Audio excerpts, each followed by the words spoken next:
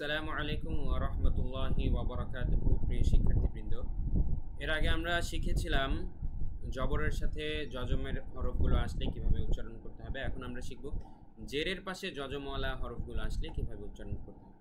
আসুন আমি প্রথম কয়েকটা বলে দিব, খুবই সহজ, তারপর এগুলো আপনারা এমনিতেই পারবেন। আমারটা শুনে শুনে আগের সিস্টেমে আপনারা নিজেদেরকে টেস্ট করবেন। এখান থেকে হামজা নুন জের ইন, হামজা নুন জের ইন, হামজা লাম জের ইল, হামজা লাম জের ইল, হামজা জিম জের ইজ, হামজা জিম জের ইজ।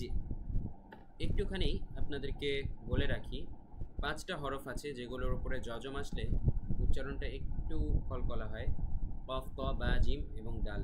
বিস্তারিত আমরা সামনে জানবো, জাস্ট এখন একটু বলে রাখলাম। ইজে, এই যে একটু ইজে এরকম যে করলাম, এটাকে বলা হয় কলকলা। এই 5টা হরফের উপরে জজম আসলে কলকলা করতে হয়, কফ, ত, বা, জিম, দাল। আচ্ছা, পরে আমরা নিয়মটা বিস্তারিত শিখবো। এখন আসুন আমরা জের দিয়ে জজমের পাশে জের আসলে কিভাবে উচ্চারণগুলো করতে হবে আমরা একটু দেখে নিই। হামজা শিন জের ইশ, হামজা শিন জের ইশ, হামজা ওয়াও জের ইউ, হামজা ওয়াও জের ইউ, হামজা ইয়া জের ই, হামজা ইয়া জের ই। ঠিক আছে, জেরের বাম পাশে যদি জজমওয়ালা ইয়া আসে তাহলে কিন্তু এক আলিফ টান দিতে হবে।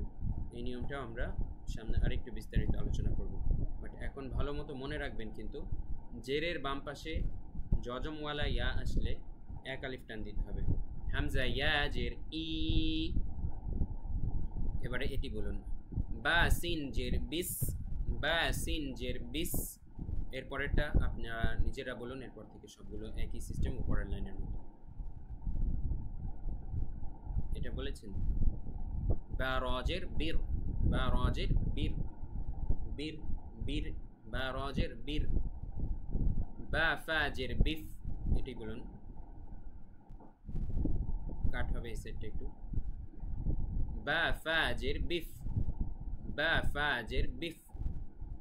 এবারে এটি বলুন, বা হামজা জের বি, বা হামজা জের বি। এবারে এটি বলুন, বা ওয়াও জের বিউ, বা ওয়াও জের বিউ। এবারে এটি বলুন, বা ইয়া জের বি, বা ইয়া জের বি। এবারে এটি বলুন, সিন লাম জের সিল, সিন লাম জের সিল। এবারে এটি বলুন, সিন জিম জের সিজ, সিন জিম জের সিজ। এবারে এটি বলুন, সিন তা জের সিত, সিন তা জের সিত। এবারে এটি বলুন, সিন নুন জের সিন, সিন নুন জের সিন। এবারে এটি বলুন, সিন ওয়াও জের সিউ, সিন ওয়াও জের সিউ। এবারে এটি বলুন, সিন ইয়া জের সি, সিন ইয়া জের সি।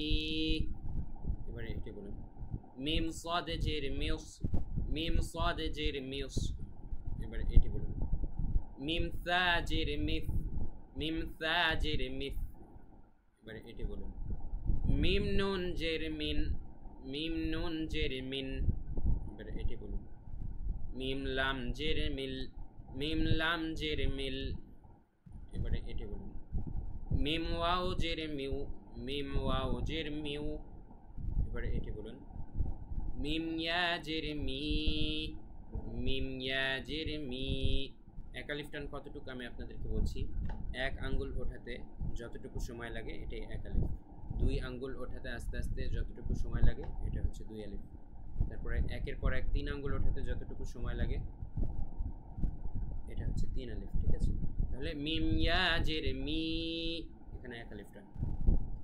ফা র জের ফির, এটা বলুন, ফা র জের ফির। এটা বলুন, ফা জা জের ফিজ, ফা জা জের ফিজ। এবারে এটি বলুন, ফা হা জের ফিহ, ফা হা জের ফিহ। এবারে এটি বলুন, ফা হামজা জের ফি, ফা হামজা জের ফি। এবারে এটি বলুন, ফা ওয়াও জের ফিউ, ফা ওয়াও জের ফিউ। এবারে এটি বলুন, ফা ইয়া জের ফি, ফায়াজির ফি। এবার আমরা পরের পেজে দেখব পেশের সাথে যজমওয়ালা অক্ষরগুলো আসলে কিভাবে উচ্চারণ করতে হবে। কফ লাম পেশ উল, কফ লাম পেশ উল।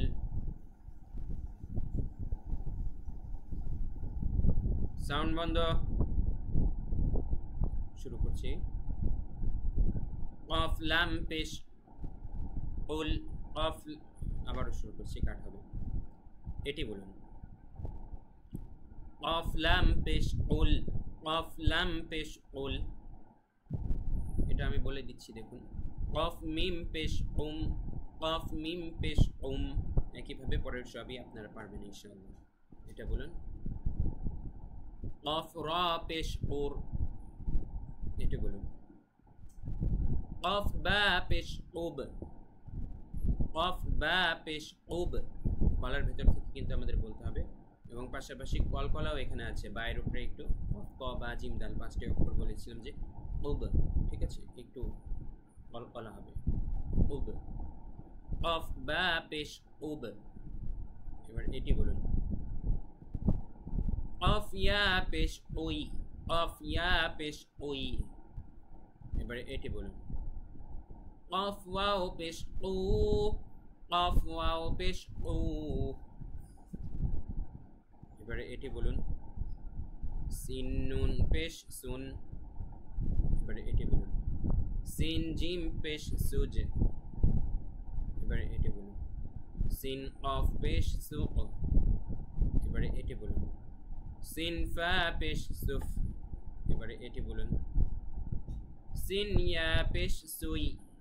এবারে এটি বলুন। সিন ওয়াও পেশ সু। এবারে এটি বলুন। লাম বা পেশ লুব। এবার এটি বলুন। লাম ফা পেশ লুফ।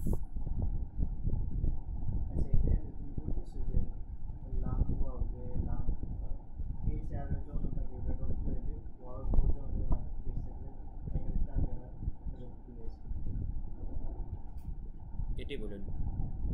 লাম ফা পেশ লুফ, লাম হা পেশ লুফ, লাম হা পেশ লুফ। গলার ভেতর থেকে। এটা আবার নরমাল। এটা বলুন।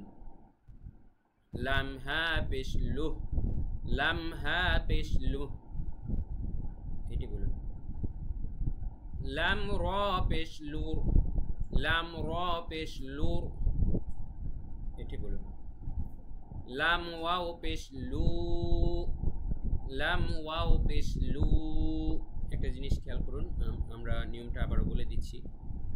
একটু আগে আমরা যেমন জের এবং জবরের বাম পাশে কি থাকলে এক লেফট টার্ন হবে আমরা বলেছিলাম, জবরের বাম পাশে খালি আলিফ, জেরের বাম পাশে যজমওয়ালা ইয়া থাকলে, ঠিক একইভাবে পেশের বাম পাশে যদি যজমওয়ালা ওয়াও থাকে সেক্ষেত্রে আমরা কিন্তু এক আলিফ টান দিয়ে পড়ব। কেমন? তারপরে দেখুন। দাল নুন পেশ দুন, দাল নুন পেশ দুন। এটি বলুন। দাল র পেশ দূর, দাল র পেশ দূর। এটি বলুন। দাল কাফ পেশ দুক, দাল কাফ পেশ দুক। এটি বলুন। দাল সিন পেশ দুস, দাল সিন পেশ দুস। এটি বলুন। দাল জা পেশ দুস, দাল জা পেশ দুস। এটি বলুন। দাল ওয়াও পেশ দু, দাল ওয়াও পেশ দু। এবার এটি বলুন। হা সাদ পেশ হুস, হা সাদ পেশ হুস। এবারে এটি বলুন। হা সিন পেশ হুস, হা সিন পেশ হুস।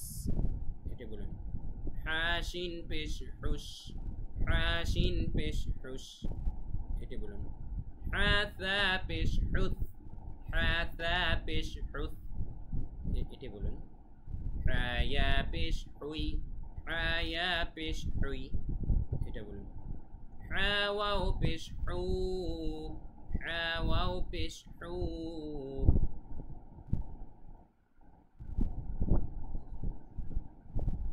একটু কাট হবে, এখন আবার বলছি।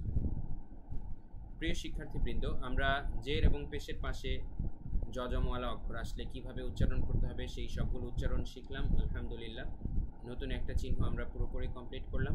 আপনারা ভালো করে আবারও জবর, জের এবং পেশ তিনটা পার্টি আপনারা খুব ভালো করে প্র্যাকটিস করবেন, তারপরে আবার সামনে অগ্রসর হবেন। পরবর্তী পার্টে আমরা একালিফ টানের নিয়ম নিয়ে দেখা হবে ইনশাআল্লাহ। আমাদের পরবর্তী পাঠে একালিফ টান দেওয়ার নিয়ম নিয়ে আমরা হাজির হব ইনশাআল্লাহ।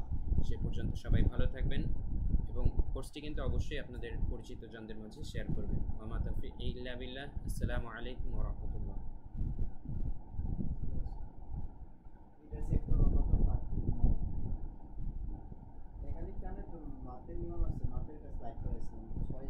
ইয়া শেষ, যজম অংশ শেষ আজকে যতটুকু করতে চাইছিলাম। একালিফ টানের মাদের ইয়ার নিয়মটা আছে না? হ্যাঁ, মাদের নিয়মটা দাঁড়াও দেখতেছি। ক্লাস টাইম হয়ে গেছে আমার, 4 মিনিটের মতো। আচ্ছা, সি বুঝাইতে আমার টাইম লাগবে। C9 C9 P2। আচ্ছা, তাহলে বাকি একালিফটা কালকে করাই দিই। আচ্ছা, আজকে দ্রুত কম সময়ে ভালোই আগাইছে, খারাপ না। 4টা ভিডিও হয়েছে আর এই ভিডিওর মধ্যে 2টা অংশ আছে। ক্লাস চাইলে তুমি দিয়ে দিতে পারো, কিন্তু বাস্তবভাবে যদি একটু চিন্তা করো যারা শিখবে তাদের মাথা প্যাচ লেগে যাবে। কারণ আমাদের দেখো বাচ্চারা পারবে না, কিন্তু 4, 5, 6 এর পোলাপানরা পারবে। 4, 5, 6 কিন্তু পারবে না। মানে তুমি কোর্সটা একজনের করায় দেখো, ফুল রেডি হওয়ার পর তোমার এলাকার একজনকে বাইর করবা, তোমার পরিচিত কোনো ভাই ব্রাদারের ছোট ভাই, ঠিক আছে, যে কোরআন একদমই পড়তে পারে না, তাকে তুমি সামনে বসে ভিডিওটা আগে তুমি একবার করাবা যে তুমি আমাদের কোর্স করো, তোমার জন্য ফ্রি। দেখবা সে আগে কতটুকু শিখতে পারে, পরে যেয়ে বুঝবা যে সারা দেশের মানুষ কেমনে কতটুকু বুঝবে, তখন তুমি বুঝতে পারবা আর কি।